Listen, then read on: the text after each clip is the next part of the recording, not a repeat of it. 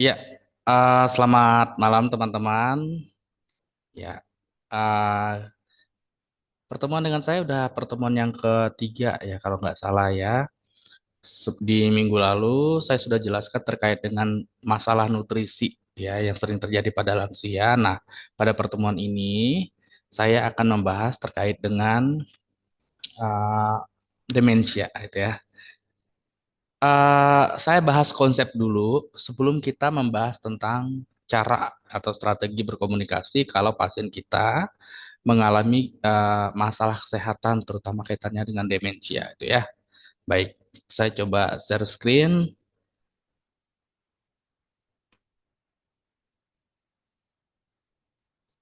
Nah, karena ini konsep ya terkait dengan konsep, jadi tidak banyak ya, tidak banyak yang saya paparkan di PPT, tapi teman-teman bisa mengeksplor diri gitu ya, dengan mencari di beberapa literatur, baik jurnal, buku, dan lain sebagainya, terkait dengan konsep dasar demensia. Ya, kenapa kita perlu mempelajari konsep?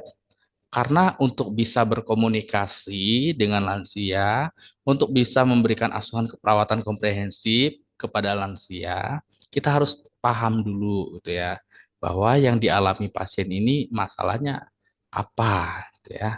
Masalahnya apa, stage-nya sampai mana gitu ya.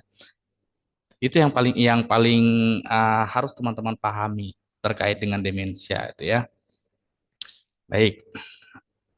Hmm, ini fakta-fakta yang bisa teman-teman temukan ketika teman-teman membuka website ya, misalnya WHO. Ini kebetulan saya ambil dari WHO gitu ya.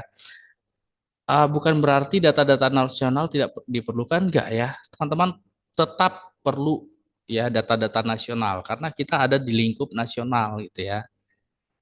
Tapi teman-teman juga harus membuka diri terkait dengan data-data global ya. Jadi kalau kita mau ngomongin sesuatu, ya kita harus tahu yang pertama masalahnya dulu, gitu ya. Apa sih masalahnya pada lansia yang umumnya terjadi pada lansia? Oh, satu demensia misalnya ya. Oke, demensia masalahnya cara melihat masalah adalah teman-teman bandingkan sesuatu yang ideal dengan yang terjadi saat ini, yang terjadi saat ini. Ada nggak gapnya? Masalah itu intinya kan gap gitu ya antara idealis dengan realita yang terjadi gitu ya. Sesuatu yang idealis ini contohnya konsep atau teori atau gitu ya kebijakan pemerintah terkait dengan demensia itu ya. Kalau kebijakan pemerintah bilangnya uh, harusnya kalau sudah ada program A, B, C, D, demensia eh, turun nih prevalensinya. Tapi kok faktanya saat ini demensianya justru lebih banyak gitu ya. Nah, itu artinya kan gap di situ. Ya, ada kesenjangan antara sesuatu yang ideal dengan realita yang terjadi saat ini gitu ya. Nah, scope atau ruang lingkup juga teman-teman perlu pahami gitu ya. Demensia ini terjadi pada kelompok apa saja sih gitu ya. Orang-orang yang bagaimana yang beresiko untuk menderita demensia itu juga perlu teman-teman pahami ya. Baik, yang harus teman-teman pahami terkait dengan demensia adalah bahwa demensia itu adalah sebuah sindrom gitu ya. Jadi kalau kita ngomongin tentang sindrom, artinya kita ngomongin tentang sekumpulan gejala ya, sekumpulan gejala yang meliputi ya. Ini deterioration ini penurunan ya, penurunan pada fungsi kognitif gitu ya, yang diakibatkan oleh terjadinya ini proses penuaan gitu ya. Jadi eh, proses penuaan ya, terutama pada lansia ini ya, pada lansia banyak hal yang mengalami perubahan. Yang terlihat mungkin fisiknya dulu ya, fisiknya yang terlihat. Tapi sebetulnya segala hal, segala aspek dari bio, psiko, sosio, kultural, spiritual itu kalau kita kaji lebih dalam, ada aja yang mengalami perubahan, ya. Memang yang sering kita kaji itu sebagai perawat ya, yang sering kita tanyakan itu masalah masalah fisik, gitu ya. Contoh ketika kita datang ke ruang rawat pasien, selalu kita tanyakan keluhan saat ini apa Bu? Apa yang dirasa saat ini? Aduh, saya sakit kepala fisik, gitu ya. eh, Perawat juga harus perlu untuk mengkaji masalah psikisnya ya. Kalau si pasiennya bilang, aduh saya kok pusing, ya dikaji apakah pusingnya itu karena eh, sesuatu yang sifatnya biologis, ya, atau fisik, atau pusingnya karena sesuatu yang sifatnya psikologis, ya. Contoh, pusing mikirin nggak ada duit sama pusing karena misalnya kebutuhan cairan dan elektrolitnya belum terpenuhi itu beda, gitu ya. Cara penanganannya juga beda, ya. Kalau misalkan pusingnya karena dehidrasi, ya kita akan rehidrasi, gitu ya. Mungkin dengan pemberian cairan infus atau kita menganjurkan minum air putih yang cukup, gitu ya, sesuai dengan kebutuhan tubuh, gitu ya.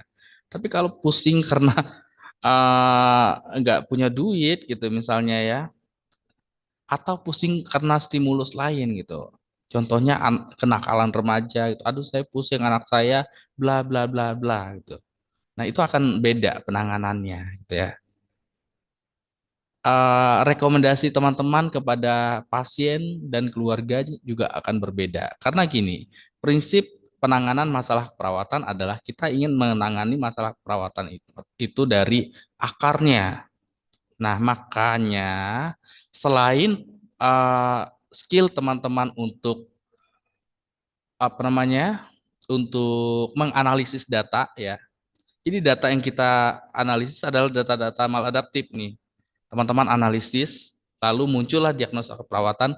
Tepat mendiagnosis itu penting ya, tapi tepat menentukan kaus ya, penyebabnya juga penting ya. Kenapa penting? Karena kita mau menyelesaikan masalah keperawatannya dari akar. Kalau teman-teman nggak menyelesaikannya dari akar, itu masalah akan tetap ada. Ya, nah caranya biar teman-teman tahu kausnya, teman-teman buatlah itu WOC. Ya, WOC itu sebetulnya sekumpulan apa ya?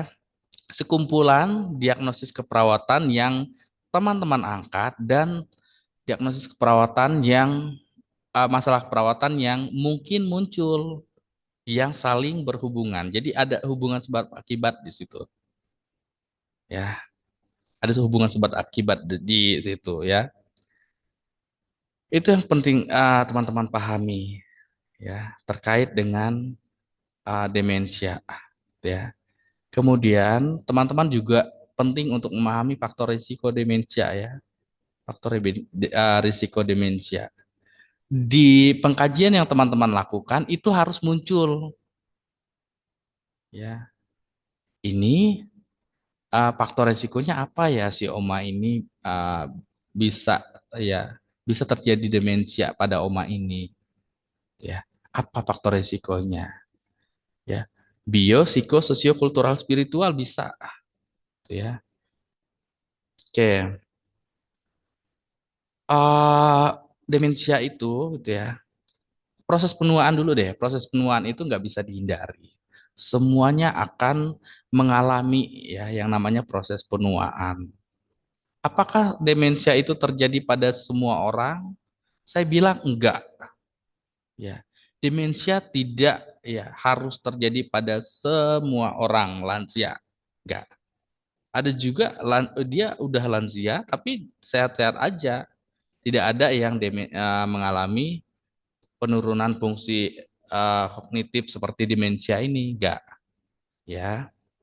Tapi yang namanya perubahan fungsi tubuh, ya, misalnya cepat capek, gitu ya, kemudian sakit lututnya dan lain sebagainya lah, keluhan-keluhan fisik itu mungkin ada, ya. Tapi untuk demensia tidak semuanya, ya, tidak harus, ya.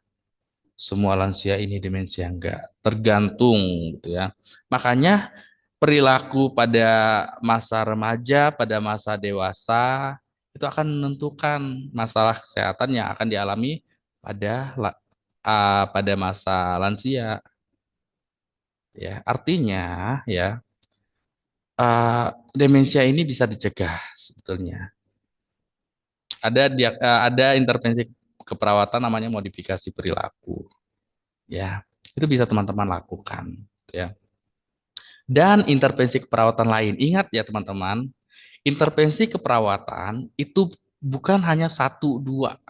Kalau teman-teman buka di NIC, Nursing Intervention Classification, atau apa kalau ini Psiki, ya, atau Psiki, teman-teman akan menemukan, ya, intervensi keperawatan, ya. Ingat, tugas teman-teman adalah care, ya.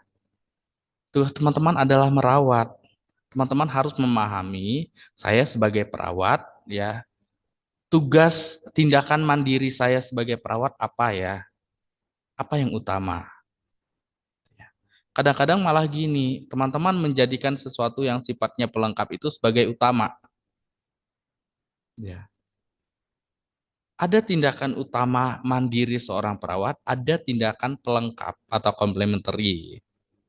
Ya. Jangan jadikan complementary ini sebagai yang utama. Ya. Ada tindakan kolaborasi. Ya, kolaborasi itu ya, interdisiplin keilmuan. Misalnya seorang perawat dengan dokter, seorang perawat dengan nutrisionis, seorang perawat dengan farmasi, gitu ya. Interdisiplin ilmu itu kolaborasi, ya. Tapi kalau complementary itu bisa kita yang melakukan, ya. Apa tindakan komplementernya seorang perawat, ya. Apa tindakan mandiri seorang perawat? Itu yang perlu teman-teman juga pahami. Saya yakin teman-teman sudah menerapkan ini di rumah sakit, gitu ya, dalam kesehariannya. Saya uh, tidak meragukan, ya, pasti. Karena saya juga pernah menjalani, gitu ya, proses-proses itu. Saya tahu gambarannya kalau di rumah sakit sampai ke tahap-tahapan, ya. Setiap sip itu tahapannya begini begini begini itu saya udah hafal, gitu ya. Oke. Kemudian prevalensi lansia, ya, secara prevalensi setiap tahun mengalami peningkatan, teman-teman. Ya, makanya saya bilang, ya, ini seperti menjadi peluang untuk seorang nakes, ya. Peluangnya apa? Peluang untuk melakukan praktik mandiri seorang perawat. Ini yang belum kita budayakan. Ya, kalau dokter udah banyak praktik mandiri. Kebidanan, ya, banyak, saya nggak bilang banyak, ya, tapi mereka sudah punya, seperti sudah punya nama brand, gitu ya, bahwa kebidanan bisa membuka praktik kebidanan. Perawat bisa membuka praktik mandiri perawat, gitu ya. Tapi seperti masih bisa dihitung jari, ya. Masih bisa dihitung jari, ya. Seharusnya kan teman-teman juga bisa nih memanfaatkan peluang ini tadi, ya. Misalnya jumlah lansia ini kan setiap tahun mengalami peningkatan, ya. Makanya kalau di instansi pendidikan sekarang itu ada spesialisasi khusus untuk geriatrik. Jadi sekarang dipecah geriatrik, ada yang clinical setting, ada yang community setting. Nah, yang community setting ini digarap oleh orang-orang spesialis keperawatan komunitas, yang clinical setting ini digarap oleh orang-orang spesialis perawatan gerontik, ya. Nah, ini menjadi peluang teman-teman yang ingin mendalami atau ingin apa ya, minat kerjanya itu di ruang perawatan geriatrik. Gitu ya. Supaya teman-teman pahami ya bahwa satu, lansia itu mengalami peningkatan jumlah setiap tahunnya. Yang kedua, angka ya atau prevalensi demensia itu mengalami peningkatan setiap tahunnya. Nah, yang harus teman-teman pahami selain faktor risiko adalah stage dari demensia. Demensia itu punya beberapa stage, ya. Oke, faktor risikonya juga ya bermacam-macam, ya bermacam-macam. Nanti kita lihat bersama faktor risiko demensia ya. Oke, uh, demensia juga ya menjadi penyebab kematian nih, ya, dan kecacatan. Kenapa bisa seperti itu? Gitu ya. Karena ada beberapa kasus ya penderita demensia itu mengalami apa namanya iritabilitas ya, yaitu semacam beresiko untuk menyakiti diri sendiri, beresiko untuk menyakiti orang lain juga, gitu ya. Nah, ini udah middle dan eh, tahapan akhir ya dari demensia ya, yang harus teman-teman pahami ya. Ada yang dia itu bisa ditangani gitu ya di ruang lingkup komunitas, ada yang dia harus dibawa ke fasilitas lain perawat kesehatan untuk mendapatkan penanganan lanjutan ya, tergantung stage-nya. Nah, pemahaman tentang stage ini penting untuk seorang perawat untuk menentukan arah intervensi saya apa ya untuk demensia stage early stage, yang middle stage apa ya, gitu ya. Oke, demensia ya memiliki impact baik secara fisik, psikologis, sosial dan ekonomi. Nah, saya garis bawahi kata ekonomi. Gitu ya. Kalau sosial mungkin iya, gitu ya. Kan akan mengaruhi komunikasi ya penderita dengan orang-orang di sekelilingnya. Ya, aduh, saya ada di mana ya? Kamu siapa? Ah, kok saya tiba-tiba ada di sini? Misalnya ya, itu akan mengaruhi hubungan sosialisasi si penderita dengan orang lain. Ya, psikologis juga sama, gitu ya. Penderitanya juga akan berisiko untuk mengalami masalah kesehatan mental, ya, lanjutan, gitu ya. Udah tadi mengalami masalah fisik, ya ditambah lagi dengan masalah-masalah lain, ya, yang sifatnya itu sekunder. Ada masalah utama yang sudah terjadi dan ada masalah tambahan yang akan terjadi kalau penanganannya tidak segera. Ya, fisik pasti, gitu ya, keluyuran, ya beresiko untuk terjadinya KLL, gitu ya. Bahkan tadi beresiko untuk menyakiti dirinya sendiri, gitu ya. Karir juga ya akan pengaruh karir seseorang, hubungan penderita dengan keluarganya dan masyarakat, ya. Ini tanda dan gejala dari demensia yang harus teman-teman pahami di early stage. Ini state awal ya. Pada saat-saat awal demensia, ya, penderita cenderung mengalami ini ya. Coba deh teman-teman mulai koreksi diri sendiri ya. Sebetulnya ini bisa di screening ya teman-teman. Demensia itu bisa di screening secara mandiri ya, secara mandiri. Coba teman-teman perhatikan ya di diri sendiri ada nggak gejala-gejala ini. Ya paling tidak gini, screening itu kalau di Indonesia belum menjadi budaya ya yang dilakukan ya, ya dengan kesadaran sendiri. Orang-orang cenderung kayak kalau ke puskesmas atau ke rumah sakit atau ke fasilitas layanan kesehatan lain, kalau udah nggak bisa ngapa-ngapain, ya baru dibawa sama keluarganya dibopong atau apa gitu ya. Yang namanya screening tuh jarang banget, ya jarang banget yang namanya screening.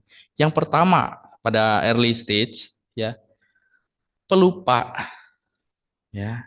Diperhatikan teman-teman, ya, yang sering pelupa. Mulai manage diri sendiri, searching, gitu ya. Paling tidak teman-teman searching atau lihat di nursing intervention classification, teman-teman lihat apa sih manajemen, ya, tindakan perawatan yang harus dilakukan untuk penderita demensia atau orang-orang yang berisiko demensia, ya. Teman-teman pelajari dan langsung praktikkan ke diri sendiri atau minta bantuan orang lain, kan begitu, ya. Kalau misalkan masih bisa dilakukan oleh diri sendiri, itu ya, ya sudah teman-teman lakukan, ya. Harus dirutinin, harus terjadwal, ya. Tips, ya, supaya teman-teman bisa terhindar dari risiko demensia. Yang pertama, ya, melakukan sesuatu secara sistematis, ya. Sorry, saya benerin dulu posisinya, ya. Lakukan segala sesuatu dengan sistematis, terencana, itu paling penting, ya. Pertanyaannya, apakah teman-teman sudah terbiasa dengan rencana kegiatan harian? Ya. Kalau saya secara personal, ya, saya punya rencana kegiatan setiap hari yang saya tulis di papan, ya. Saya punya papan di kamar yang saya tulis, ya. Jadi nggak bisa ketukar. Orang ngajak saya nih misalnya kemana, ya, saya lihat dulu gitu. Oh, saya udah ada janji jam segini hari ini gitu, ya. Jadi biasakan, ya, membiasakan diri melakukan sesuatu, ya, terencana, melakukan sesuatu secara sistematis, ada organize, ya. Kenapa? Kita ingin menata, ya, menata pikiran, ya, menata diri, ya. Habis ini begini, habis ini begini. Kita melakukan tindakan perawatan kan seperti itu, ya. Ada SOP-nya, tahapan-tahapannya yang harus teman-teman apa namanya, patuhi sebagai rule rambu-rambu, ya, buat teman-teman, ya. Terus suka nggak tahu waktu. Maksudnya nggak tahu waktu adalah melakukan sesuatu tapi melakukan sesuatu tiba-tiba, eh, udah pagi ya, eh, udah subuh ya, ya. Itu dilakukan secara berulang-ulang tanpa sadar, ya.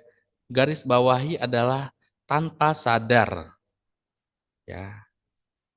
Nggak menyadari bahwa banyak waktu yang terbuang, gitu ya. Lakukan sesuatu lama banget, ya, tiba-tiba udah habis waktunya itu, ya. Ya, garis bawahi kata tanpa tanpa disadari itu, ya. Kemudian menjadi kurang familiar dengan tempat. Ih, saya kok tiba-tiba ada di sini, gitu ya. Kurang familiar, menjadi kurang familiar dengan suatu tempat. Padahal tempat itu tempat yang biasa dia tempati atau tempat yang biasa dia kunjungi, ya. Nah, coba deh teman-teman mulai deh screening diri sendiri, gitu ya. Kalau teman-teman belum menemukan instrumen untuk men-screening risiko demensia, teman-teman mulai, ya, mulai screening diri sendiri. Nanti saya akan kasih lihat beberapa instrumen deh yang bisa digunakan untuk mendeteksi, ya, untuk deteksi dini risiko, ya, terjadinya demensia. Ini middle stage, ya. Sudah nampak jelas. Kalau di sini masih abu-abu, pelupa belum tentu mengarah ke demensia, gitu ya. Ini masih abu-abu. Kalau ini udah lebih jelas lagi, ya, makin lebih sering lagi lupa, bahkan lupa apa yang sudah dilakukan sebelumnya, barusan aja ngelakuin sesuatu tapi lupa. Saya udah ini belum ya tadi, ya, sehingga itu dilakukan secara berulang-ulang, ya. Terus lupa nama, ya, ini makin jelas kan. Kemudian confuse, gampang bingung. Aduh, apalagi ya. Ini kalian teman-teman sambil menyimak ini, sambil introspeksi diri itu ya. Ini ada nggak ya di saya gitu ya. Kalau ada mulai treatment diri sendiri ya. Kalau ada mulai treatment diri sendiri ya. Atau kalau memang butuh bantuan rekan sejawatnya, sampaikan. Tolong saya dibantu untuk ini ya. Oke. Kemudian mengalami kesulitan untuk berkomunikasi ya. Ada ya. Kebetulan saya pada saat residen saya sering banget mampir ke rumah lansia yang menderita demensia. Kebetulan ini oma baik banget gitu ya. Sering WA gitu ya. Mampir ke rumah Mas Andi gitu ya. Mampir ke rumah komunikasi. Aduh maaf ya saya lupa. Gitu. Nah, emang dia demensia. Oke. Kesulitan untuk berkomunikasi. Kesulitan untuk memahami. Ya. Maksudnya teman-teman begini. Gitu ya. Tapi kayak coba gimana berulang-ulang kita jelaskan ya baru dia paham ya kesulitan untuk berkomunikasi lalu banyak sekali jeda pada saat berkomunikasi itu banyak sekali jeda karena dia berusaha untuk mengingat saya mau ngomong apa ya oke sampai dengan terjadinya perubahan perilaku gitu ya menanyakannya pertanyaan yang diulang-ulang udah ditanyakan udah dijawab ya sama perawatnya tapi ditanyakan lagi sama pasiennya, Oma, barusan udah saya kasih tahu, lupa lagi ya, lupa ya, dan nanyain berulang-ulang. Oh iya ya, maaf ya, maklum udah tua. Komunikasinya sering seperti itu tuh. Template-nya sampai saya ingat aja terus. Mau itu di rumah sakit, mau itu di masyarakat, saya ketemunya begitu.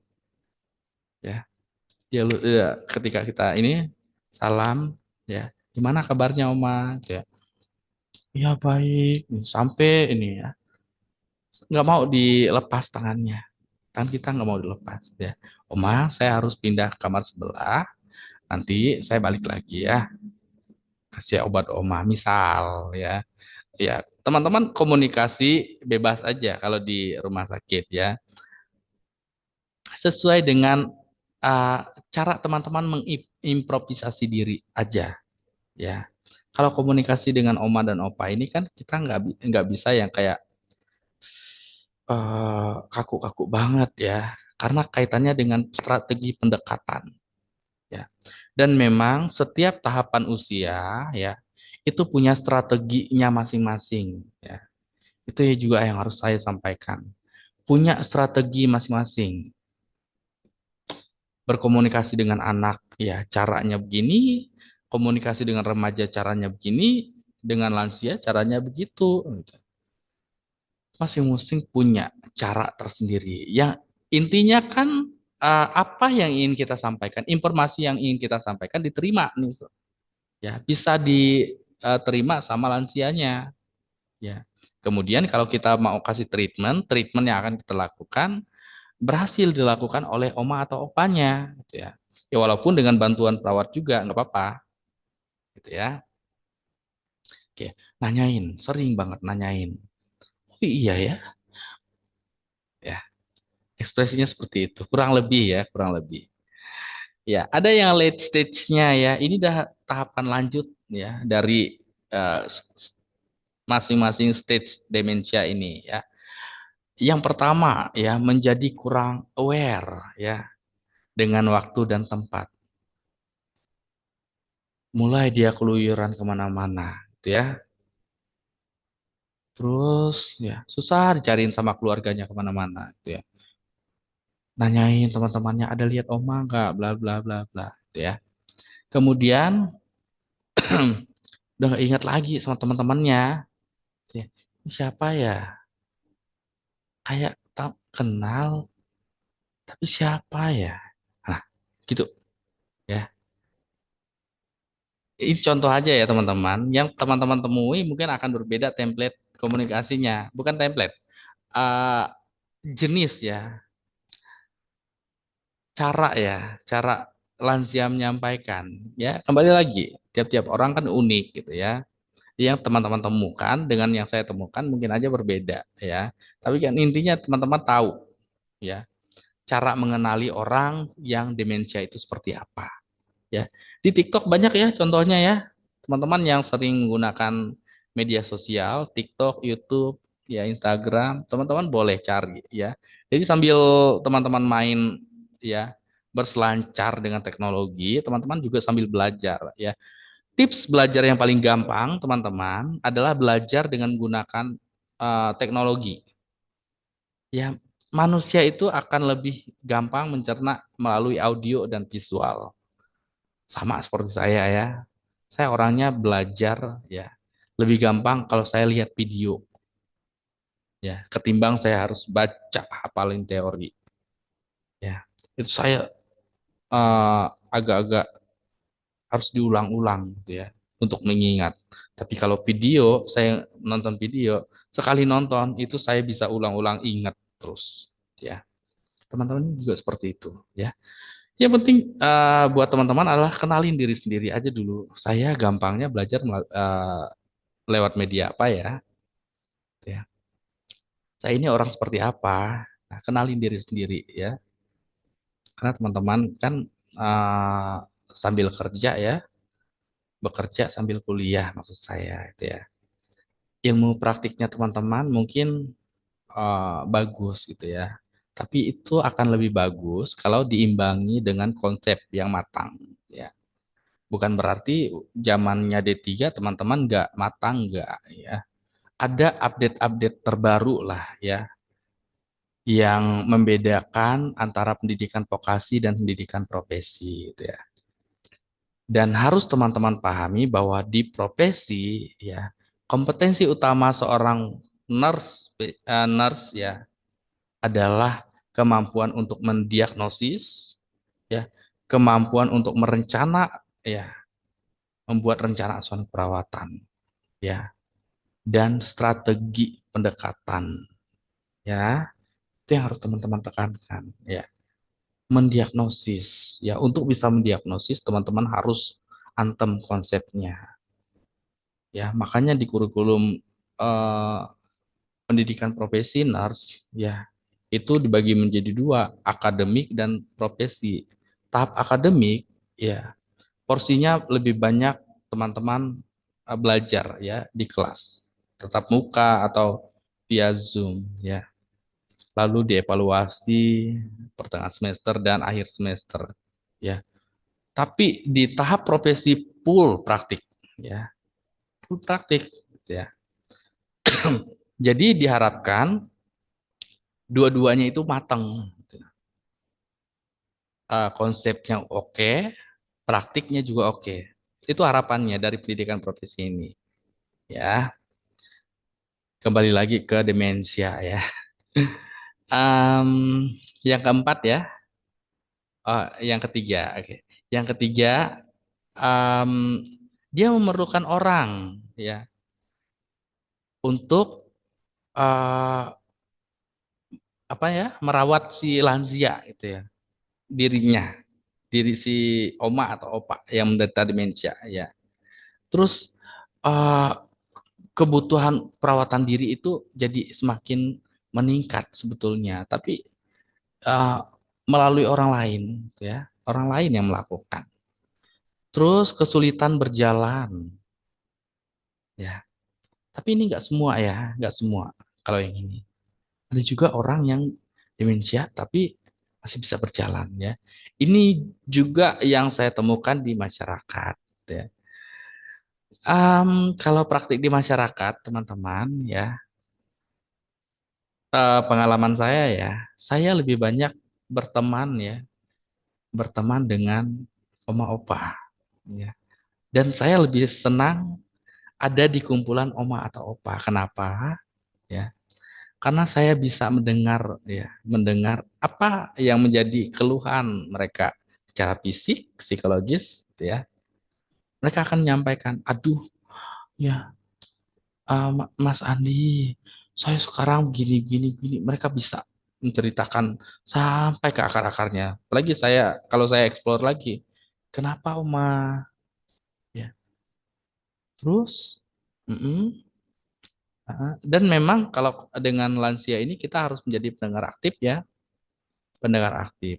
Tapi kita harus arahkan, karena kalau kita nggak arahkan, mereka akan melebar kemana-mana.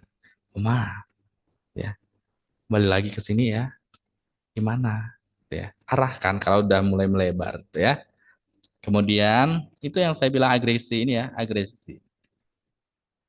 agresi ini perubahan perilaku ya yang berisiko untuk menyakiti diri sendiri dan orang lain yang saya sampaikan tadi ya. Nih, demensia demensia tidak sama dengan Alzheimer ya. Garis bawahi ini istilah Alzheimer dan demensia. Ingat ya, demensia itu sekumpulan gejala. Nah, sekumpulan gejala di dalamnya memang ini mencakup ini gitu ya. Tapi bukan berarti sama dengan not equal ya, tapi bisa mencakup ini gitu ya. Oke. Eh, Penderita Alzheimer ya, salah satu manifestasi klinis yang dialami bisa confusion ya, kebingungan, disorientation ya, bisa tempat dan waktu dan lain-lain gitu ya. Lalu apa lagi? Ya, disfungsi ya. Kemudian depresi, iritabilitas, agitasi dan indifference ya. Iya, ini yang harus teman-teman pahami juga ya kaitannya dengan Alzheimer. Ya. Dan progresnya itu slowly ya. Eh, Pelan-pelan ya, bertahap ya, bertahap. Mungkin bisa kelihatan setelah 5 atau 10 tahun, 5 sampai 10 tahun ya. Selanjutnya ya. Jadi demensia itu bisa mencakup ini ya, teman-teman. Vascular demensia, ya. Onset ya, dari gejala awal sampai sampai jelas banget kelihatan itu sampai 5 tahun ya. Itu ada beberapa kondisi yang bisa menyebabkan terjadi demensia tipe ini. Yang pertama stroke ya, kondisi stroke, pernah jatuh dan lain sebagainya. Ya, baik stroke hemoragik maupun stroke lagi ya. Ya. Itu teman-teman hafal lah itu ya konsep-konsep seperti itu. Teman-teman saya memang memperdalam ilmu perawatan komunitas gitu ya. Nah, ilmu KMB itu ya, kami di komunitas tidak terlalu yang mendalami banget gitu ya. Nah, teman-teman nurse ini teman-teman harus banyak belajar juga. Semua bidang keilmuan perawatan harus teman-teman pelajari gitu ya. Sehingga sometimes saya sering juga diskusi sama orang-orang KMB gitu ya terkait dengan penyakit apa namanya patofisiologi ya. Saya juga sering baca ya artikel jurnal ya yang sifatnya itu KMB banget atau anak banget atau apa gitu ya. Saya baca itu ya untuk memperluas keilmuan saya itu ya. Kalau saya punya bidang keilmuan keperawatan komunitas, memang kalau perawatan komunitas itu belajarnya itu semua sebetulnya semua kompetensi keperawatan, cuma settingnya di komunitas ya di komunitas. Masalahnya di komunitas ini yang kita hadapi adalah orang yang sehat dan sakit, gitu ya. Orang yang sehat dan sakit. Nah, sehingga strateginya juga beda, itu ya, strategi berkomunikasi, ya. Ada Lewy body dementia ya. Ini sama juga ya, progresif ya. Ada gejalanya itu gejala penurunan fungsi kognitif, perubahan perilaku dan gerakan tubuh ya, motorik ya. Nah, ini bisa teman-teman baca ya konsep-konsep yang seperti ini ya. Ya, ini manifestasi klinis yang harus teman-teman pahami juga. Kalau Lewy body dementia misalnya ya, ada ketidakseimbangan fungsi kognitif ya, fluktuasinya level kognitif, Parkinson, halusinasi, ya, gangguan tidur, ya, dan lain sebagainya. Itu ya yang bisa teman-teman baca. Nih treatment ya, prinsip ya treatment pada penderita demensia ya. Itu yang pertama ya, early diagnosis ya. Nah, supaya bisa terdiagnosis secara dini, screening mau nggak mau ya, screening demensia mau nggak mau. Caranya gimana? Datang ke fasilitas lain kesehatan gitu ya. Puskesmas minimal atau praktik mandiri boleh, klinik boleh ya atau rumah sakit juga boleh ya. Tapi kita kan berjenjang ya. Di Indonesia kita berlaku berjenjang ya. Kalau tidak gawat dan darurat ya kamu kalau datang ke rumah sakit datangnya ke poli gitu ya. Atau datang ke puskesmas, fasilitas lain kesehatan tingkat pertama gitu ya. Early diagnosis, screening. Ya makanya kalau di masyarakat itu ada 3 level pencegahan. Yang pertama primer, sekunder, dan tersier. Ya di primer itu kita promosi kesehatan, lakukan promosi kesehatan dan perlindungan spesifik, specific protection. Ya, contohnya apa? Gitu ya, contohnya imunisasi, ya vaksin. Itu specific protection. Misalnya kita punya anggota keluarga yang meninggal karena hepatitis misalnya. Aduh, saya berisiko dong. Nah, untuk mencegah itu kan kita lakukan proteksi khusus, khusus untuk mencegah terjadinya ya penyakit hepatitis apa vaksin ya atau imunisasi ya. Oke, kemudian mengoptimalkan kesehatan fisik, kognitif dengan dan aktivitas ya kesejahteraan fisik ya. Caranya banyak ya. Bisa melakukan yoga misalnya, melakukan tai chi sekarang banyak komunitas-komunitas yang aware dengan kesehatan gitu ya. Contohnya komunitas yoga, komunitas tai chi ya. Saya punya ya komunitas tai chi di UI, mereka melakukan tai chi setiap hari Sabtu. Nah, teman-teman yang tinggal di Depok atau teman-teman yang tinggal di Jakarta, coba deh teman-teman uh, mampir aja gitu ya. Sekali-sekali mampir di depan rektorat itu gitu ya. Setiap hari Sabtu atau hari Minggu mereka tai chi. Ikut aja, ikut bareng untuk tai chi ya. Prinsipnya ini kan menggunakan body and mind kan ya. Body and mind ya. Itu yang kita treat ya. Kesehatan fisik dapat, kesehatan mental juga dapat. Kan kita pengennya kita tenang. Prinsipnya itu kalau tai chi, gitu ya, tenang, ya, oksigen terpenuhi kebutuhan oksigennya, itu ya. Optimalkan kesehatan fisik, ya. Kesehatan kognitif, misalnya dengan cara membaca. Oh, saya punya komitmen setiap hari, saya membaca buku 20 halaman misalnya. Setiap hari itu saya rutin lakukan, ya. Pencegahan, ya. Itu salah satu tindakan pencegahan, ya. Oh, saya senang dengerin musik klasik. Boleh, boleh, ya. Makanya intervensi keperawatan itu skopnya luas, teman-teman. Jadi jangan teman-teman batasi hanya dengan tarik nafas dalam, kompres hangat dingin. Saya nggak menyalahkan itu, enggak, ya. Tapi perluas gitu ya. Perluas pengetahuan teman-teman dengan melihat yang lain gitu ya. Kalau teman-teman baca jurnal, coba deh teman-teman buka searching jurnal gitu ya.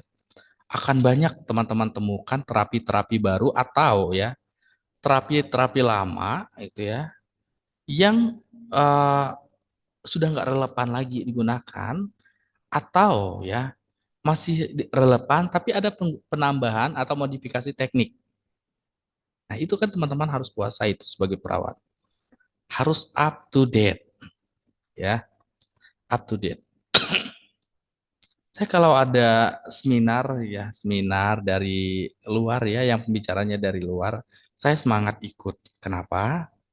Karena saya bisa dapat apa ya, pengetahuan baru gitu ya. Karena budaya ya, budaya di luar dengan yang di sini itu berbeda. Dan sometimes teman-teman, ah, apa namanya, pengetahuan terkait dengan TIK ya, teknologi ya, yang bisa membantu proses penyembuhan itu beda ya, teman-teman. Beda dalam hal, maksudnya adalah di sana pengaplikasiannya seperti ini, di Indonesia seperti ini. Sehingga kita tuh bisa diskusi ya. Sebetulnya efektifnya gimana sih? Gitu ya. Tanyain aja ya. Waktu zamannya saya masih kuliah ya, S2, saya senang tuh. Pembicara dari Jepang saya pernah ikut, pembicara dari Singapura saya masih pernah ikut, dari USA saya pernah ikut, UK pernah ikut gitu ya. Kami Zoom dan sifatnya sharing. Oh, yang terakhir saya ikut tentang perawatan paliatif, ya paliatif care. Nah, kebetulan pembicaranya itu orang praktisi semua, perawat di ruang rawat onkologi, ya, yang tiap-tiap harinya itu merawat pasien-pasien kanker, ya, sharing. Kemarin yang sharing ada yang dari Turki, ya, ada yang dari Afghanistan, dari Aussie, gitu ya. Mereka searching.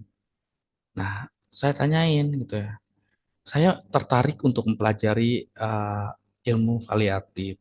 Ya, saya seorang perawat komunitas. Ya, bagaimana caranya saya itu bisa bekerja sama dengan praktisi ketika ini terjadi di masyarakat. Gitu. Masyarakat kan kadang bingung ya, dan kadang belum tahu, ya, belum tahu tentang suatu gejala ya dari masalah kesehatan, termasuk demensia ini, teman-teman.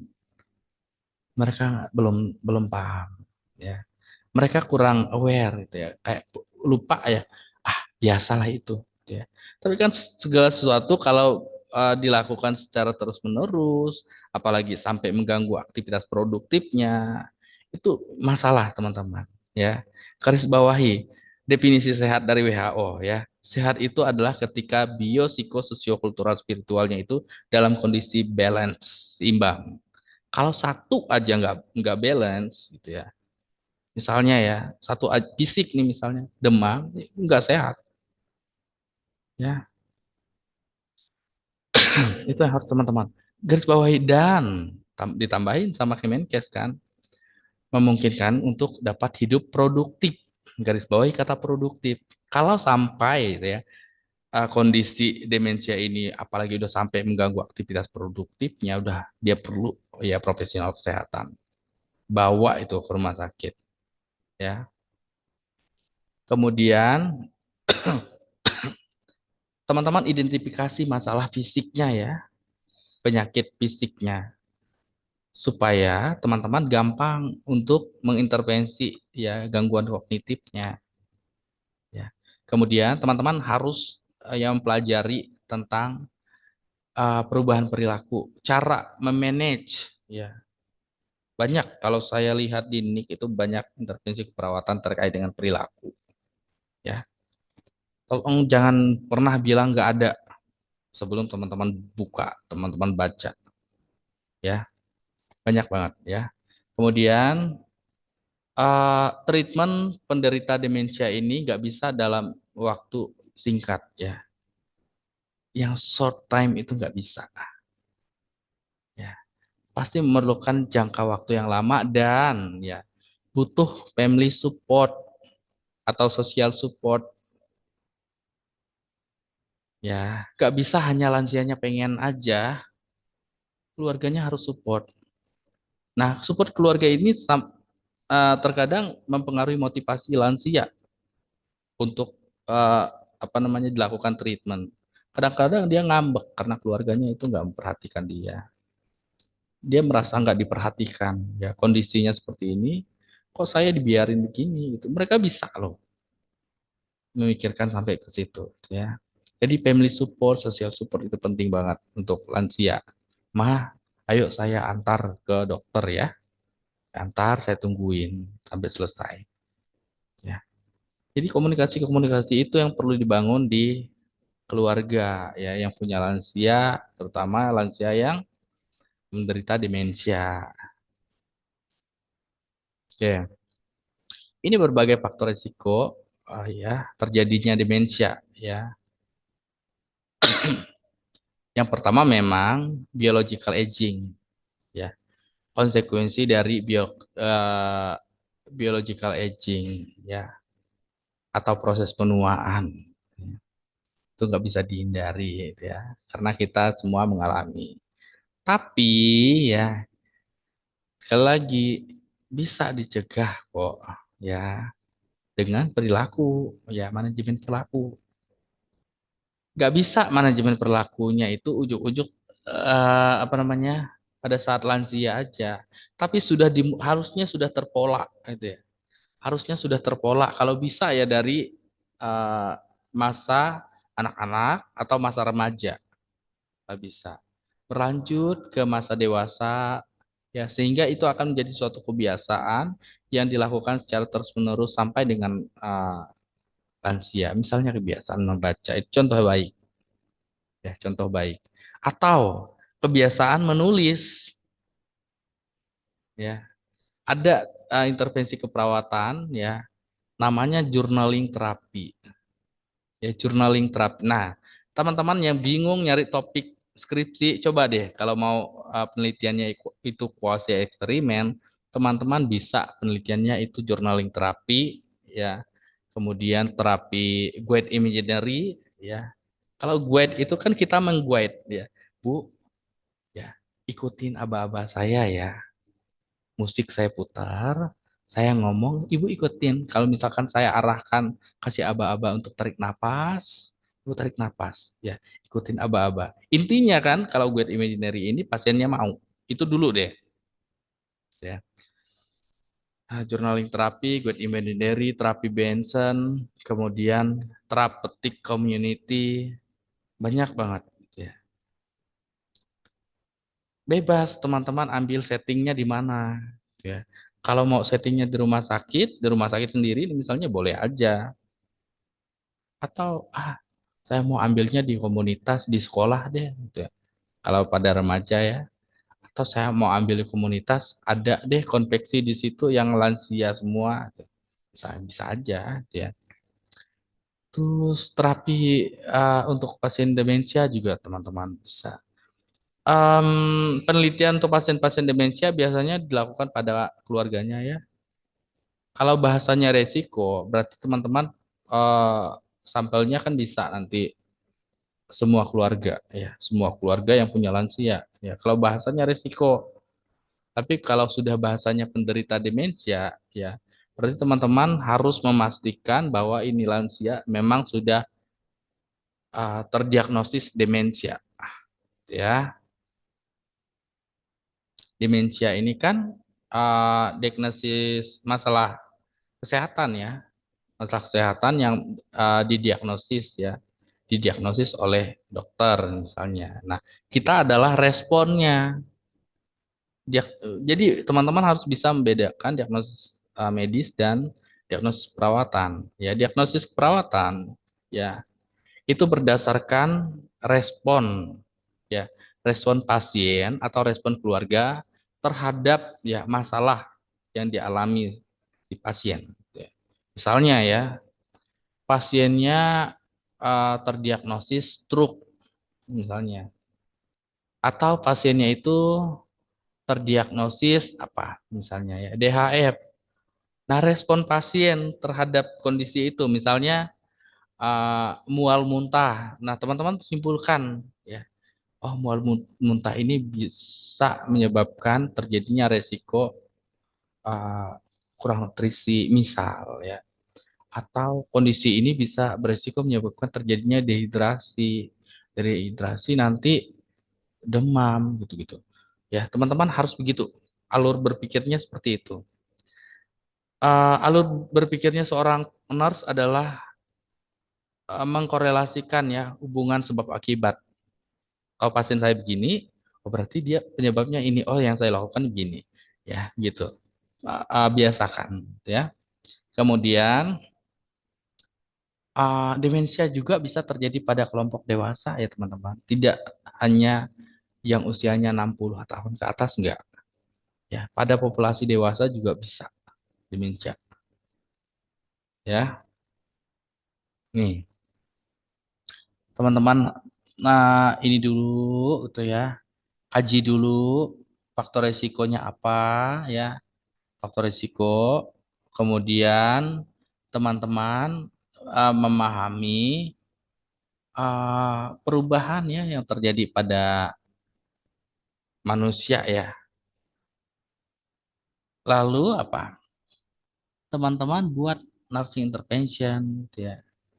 Sebelumnya teman-teman sudah lakukan assessment dulu ya. Ini yang teman-teman assessment nih, tiga ini ya. Hingga teman-teman bisa membuat perencanaan ya. Apakah itu teaching? Ingat ya, prinsip ketika kita memberikan intervensi keperawatan pada pasien lansia ya, buatlah itu menjadi semenyenangkan. Terus kita juga harus ya, kalau bisa ada pasilnya yang mendampingi oma atau opa. Misal, kalau kita bikin intervensinya senam ya, pastikan ada yang mendampingi oma atau opanya, atau ada yang ada apa nama mereka itu bisa senam sambil duduk gitu ya. Ada fasilitas seperti itu. Atau bisa teman-teman pilih senam tapi senam yang apa namanya tidak terlalu berat gerakannya ya. Jadi pemilihan intervensi penting untuk pasien-pasien lansia ya. Karena kembali lagi lansia itu cepat bosan. Makanya saya bilang bikinlah suasana-suasana yang menyenangkan. Oke, lanjut ya. Outcome-nya ya, outcome-nya pasiennya itu pengennya mengalami perbaikan ya. Oke, nih yang harus teman-teman assessment ya, fungsi kognitif pastilah itu ya, fungsi kognitif. Ada instrumennya nanti saya sampaikan di slide akhir ya. Prinsip dari apa namanya? Proses keperawatan ya, proses keperawatan pada pasien lansia ya yang menderita demensia ya. Teman-teman harus memahami ini ya. Lingkungan ya, tempat di mana teman-teman akan melakukan pengkajian ya. Terus apa lagi? Terus yang kedua ya, jangan lupa setiap data apapun yang teman-teman dapatkan, teman-teman tulis ya. Buat stick note ya. Kenapa saya bilang harus ditulis? Karena kita pengen tahu progresnya. Ya, di pertemuan saya yang pertama ini, baseline datanya ada di sini. Ya, pertemuan berikutnya 1 minggu kemudian, oh ada di sini. Oh, sedikit mengalami peningkatan. Oh, kok malah tambah turun? Gitu ya. Itu harus ada ya, harus ada indikator yang bisa teman-teman gunakan sebagai patokan untuk mengatakan, oh ini ada peningkatan nih. Oh ini nggak ada peningkatan statis. Kayaknya saya pengen ubah di intervensi ini, gitu ya. Harus ada hal-hal seperti itu ya. Kemudian ya identifikasi penyebabnya itu penting, gitu ya.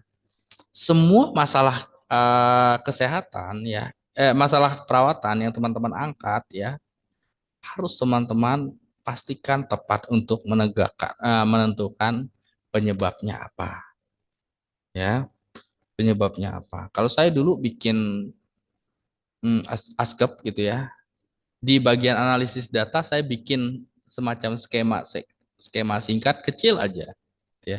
Yang itu uraiannya adalah hubungan sebab akibat ya. Yang saya bisa menyimpulkan penyebabnya dari situ ya. Penting juga. Nah, ini salah satu instrumen yang biasa digunakan yaitu Short Portable Mental Status Questionnaire. Ini untuk masalah mental ya, kaitannya dengan intelektual ya. Teman-teman tinggal tanyakan aja, Pak, ingat hari ini hari apa enggak? Ya, hari apa, tanggal berapa, di sini tempatnya apa, alamatnya apa ini, umur Bapak ingat berapa, sampai dengan ini tinggal centang-centang aja itu ya. Penyimpulannya seperti ini ya. Bentar. Nih, ada MMSE, mini mental status exam ya. Dari aspek orientasi, registrasi. Ini nilai maksimal ya. Kenapa 5? Karena ini ada 5 poin. Kalau dia cuma bisa menyebutkan dua aja, berarti di sini tulis dua. Ya, ini juga sama. Ya, kalau misalkan cuma bisa nyebut kota dan wismanya aja, terus saja dua di sini. Ya, oke. Eh, sebutkan nama 3 objek ya. Ini harus dalam 1 detik. Cepet ya. Harus dicepet-cepet nanyanya. Ya. Bisa nggak? Kalau bisa semua, ya, tulis 3 di sini. Ini juga sama ya. Ini dibalik, gitu ya. Pak, kita tulis tuh Bapak. Ini bacaannya apa? Bapak. Ya. Coba Bapak balik, bacaannya apa? Ya, kalau dia bisa menjawab dengan benar, tulis di sini 5 ya. Ya. Tadi kan menyebutin ini ya, 3 objek ini. Di sini teman-teman tanyain lagi. Coba Bapak sebutin tadi 3 objek yang mau Bapak udah sebutkan sebelumnya. Ya. Kalau bisa menyebutkan tiga-tiganya, tulis 3 di sini. Kalau hanya dua, dua di sini. Ya. Sampai dengan pertanyaan terakhir ya. Ini cara penyimpulannya. Ya. Oke. Nursing proses ya. Ingat garis bawahi kata respon ya teman-teman. Garis bawahi kata respon. Jadi clinical judgment ini ya berdasarkan respon ya. Untuk mendiagnosis perawatan itu adalah clinical judgment-nya saya sebagai perawat terhadap respon yang ditampilkan ya, yang nampak ya pada pasien yang sedang saya rawat ya. Misalnya merasa ketakutan, cemas ya, hopeless ya, hilang harapan, ketik memorinya itu ya impaired ya. Kemudian isolasi sosial, harga diri rendah, ya, sampai dengan ketidakefektifan coping individu. Ini harus teman-teman angkat. Ingat ya teman-teman, ketika teman-teman akan mendiagnosis, yang harus teman-teman perhatikan adalah apa sih definisi operasional dari diagnosis ini? Operasional ini kan menentukan bagaimana itu diaplikasikan. Garis bawahi kata operasional. Ya. Yang kedua adalah batasan. Saya bisa mengangkat diagnosis ini karena ada data ini. Batasan karakteristik ya atau data mayor minor ya, barulah penyebab ya. Oke, ini beberapa intervensi keperawatan yang sudah dilakukan sebetulnya ya. Storytelling, coba deh teman-teman yang bingung judul skripsinya, storytelling tuh bisa tuh ya. Ini storytelling positif ya, positif dalam meningkatkan kewaspadaan ya dan interaksi serta improvisasi ya. Nih, ya. Kemudian apa lagi ini? Ya, visual, auditory, taktil dan stimulus ya. Banyak ya. Coba deh teman-teman cari ya referensi dan baca hasilnya. Barangkali bisa menjadi apa ya? Ingat ya teman-teman, ketika teman-teman mengangkat suatu topik ya, perhatikan novelty. Novelty itu kita ngomongin tentang kebaruan ya. Kalau saya tanya, apakah ini sudah dilakukan penelitian atau enggak ya? Teman-teman jawab aja, udah pernah dilakukan penelitian. Ditanya lagi kan, kalau sudah pernah dilakukan, kenapa dilakukan penelitian kembali? Gitu. Kalau ada pertanyaan seperti itu, bukan berarti menyalahkan ya teman-teman. Itu berarti dosennya pengen tahu apa sih uh, sesuatu yang baru, kebaharuannya apa nih? Gitu ya. Yang membedakan penelitian dia ini dengan penelitian orang sebelumnya. Bukan disalahkan, bukan berarti teman-teman salah. Kok diteliti lagi? Kalau pertanyaan seperti itu, teman-teman langsung gemetar. Misalnya ya, enggak gitu ya. Bukan berarti menyalahkan, tidak ya. Pengen tahu saja ya, novelty-nya apa sih? Ada nggak sih novelty? Kalau nggak ada novelty, ngapain diteliti? Nah itu, gitu ya. Itu teman-teman menampilkan novelty aja, bahwa di penelitian sebelum novelty itu bisa metodologi, bisa teoritis. Ya, metodologi contohnya ya, secara sampel gitu ya. Saya meneliti di eh, populasi yang seperti ini gitu ya. Lalu apalagi metodologi yang saya gunakan seperti ini gitu ya. Kalau teori ya, dia menggunakan teori ini ya. Saya mengkombinasikannya dengan teori ini gitu ya. Sehingga diharapkan seperti ini gitu ya justifikasinya. Jadi ketika ditanya ya terkait novelty ya jangan gugup gitu ya. Jangan merasa bersalah ya. Oke, tutup ya sama komunikasi dengan lansia ya, dengan lansia yang menderita demensia ya. Harus dengan verbal dan non verbal ya, ada non verbalnya ya. Gak bisa hanya verbal saja karena bisa jadi dia mengalami eh, apa namanya masalah di fisiknya, misalnya pendengarannya ya. Kemudian kita bisa menggunakan touch ya teman-teman. Ya, coba teman-teman perhatikanlah teman-teman ketika merawat lansia. Ya, bagaimana ekspresi lansianya ketika teman-teman touching. Oma, ini misalnya ya. Ma, gimana? Masih nyeri enggak? Ya, udah, enggak. Dielus-elusnya tangan kita ya. Kemudian facial expression ya. Gunakan ekspresi ya yang menampilkan bahwa kita minat nih mendengarkan lansia cerita itu ya.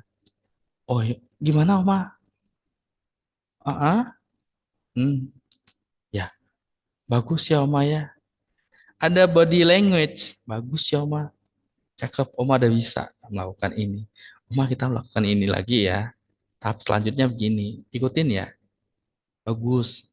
Jadi, teman-teman, facial expression, tone of voice kaitannya dengan apa ya?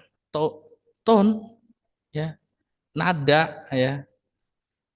Oma, kalau memang dia pendengaran, gangguan pendengaran ya wajar kalau kita manggilnya agak sedikit ini ya dinaikin suaranya gitu ya. Tone itu ngomongin turun atau rendahnya suara ya. Tergantung kondisi kalau tone of voice nih ya.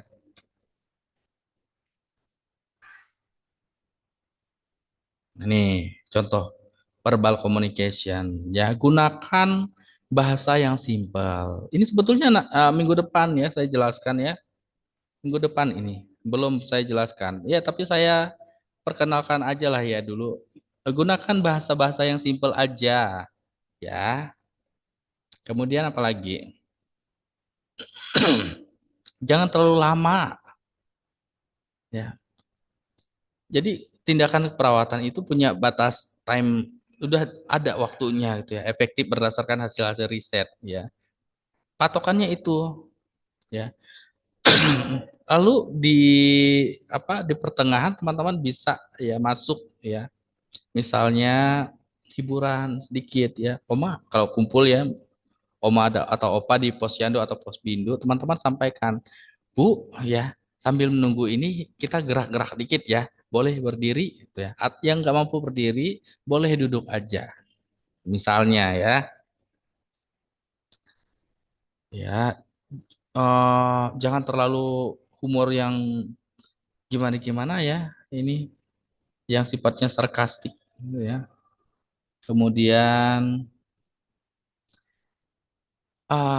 komunikasi verbal ya, kita harus menampilkan empati kita seorang perawat ya. Oke, ada juga komunikasi non verbal ya. Komunikasi non verbal contohnya senyum gitu ya. Senyum sama oma dan opa gitu ya. Sapa oma dan opa, eye contact ya. facial expression dan lain sebagainya lah ya. Ini minggu depan ya. Ini diagnosis keperawatan pada pasien-pasien lansia dengan demensia ya. Ini bisa teman-teman lihat aja batasan karakteristik definisi operasionalnya di SDKI, SIKI, SLKI. Oh ya, teman-teman, SDKI, SIKI, dan SLKI saat ini sedang proses review ya, sedang proses revisi ya. Beberapa minggu lalu dari PPNI sudah menyampaikan edaran ya untuk teman-teman dari praktisi, teman-teman dari akademisi, gitu ya, dari peneliti untuk berkontribusi memberikan masukan kira-kira apa nih untuk penyempurnaan SDKI, SIKI, SLKI ya. Semoga teman-teman ada yang berkontribusi ya, terus mengisi link gitu ya. Sehingga rujukan kita dalam mendiagnosis, dalam membuat rencana asuhan perawatan, gitu ya, standar luarannya itu semakin kompleks. Terutama ya kami di komunitas. Kami di komunitas keterbatasannya adalah diagnosis keperawatan komunitas, diagnosis keperawatan keluarga itu masih dinilai kurang ya, kurang bisa mengakomodir ya sasaran yang luas, cakupannya luas. Ya, yang agregatnya itu paling banyak, kurang luas. Nah, itu yang kami tekankan ya. Ini beberapa contoh aja nggak perlu saya sampaikan ya. Konfusi akut. Ini yang teman-teman harus lihat nih, definisi operasional ya. Kalau nggak masuk jangan diangkat. Apalagi sampai batasan karakteristiknya ini nggak ada sama sekali, jangan diangkat. Meskipun teman-teman melihat itu ada, agak-agak bingung, nggak kuat data-data pendukungnya ya. Ini standar luaran ya. Ini contoh dari NOC ya. Perhatikan ini ya teman-teman ya. Di maintenance ya di angka berapa? Ini nih yang harus teman-teman isi di sini angka ya. Kenapa angka? Karena salah satu ya persyaratan standar luaran ini adalah dia harus measurable, harus terukur. Kalau teman-teman bilang mengalami peningkatan, teman-teman harus buktikan dengan angka ini. Ya, kalau peningkatan berarti di sini misalnya 3, di sini 4 misalnya ya. Indikator menilai ini ya. Oke. Ini salah satu intervensi ya, intervensi keperawatan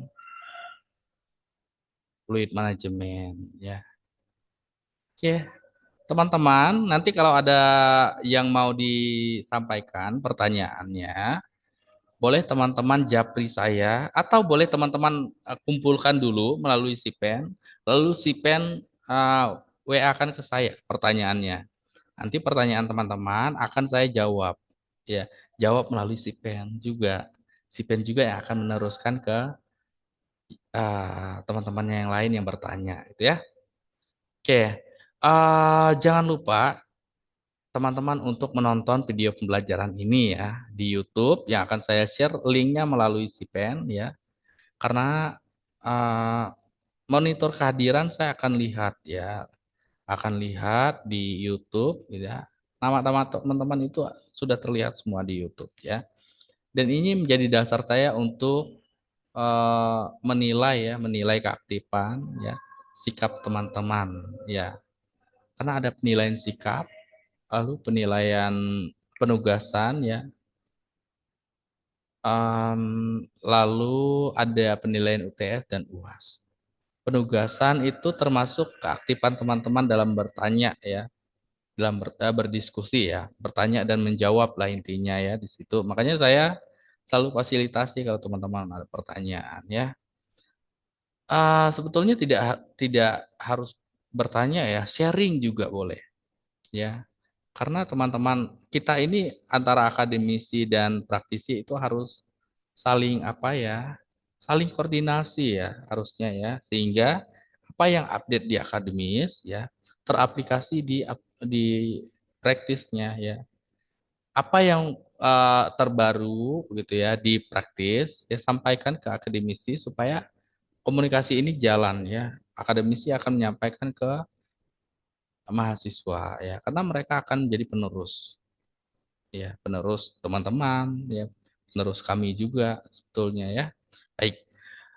Sekian dari saya teman-teman. Mohon maaf atas keterlambatan pengiriman link Zoom gitu ya, link YouTube gitu ya, karena saya full kegiatan hari ini, bahkan sampai malam tadi jam 20 saya masih ini ya, saya masih rapat dengan rekan-rekan saya ya.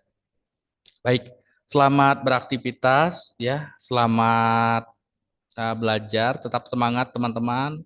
Kalau ada kendala yang dihadapi teman-teman dalam proses pembelajaran, sampaikan ke dosen ya. Jangan disimpan sendiri atau jangan ngomel-ngomel sendiri ya. Sampaikan ke orang yang berkompeten untuk menjawab pertanyaan teman-teman gitu ya.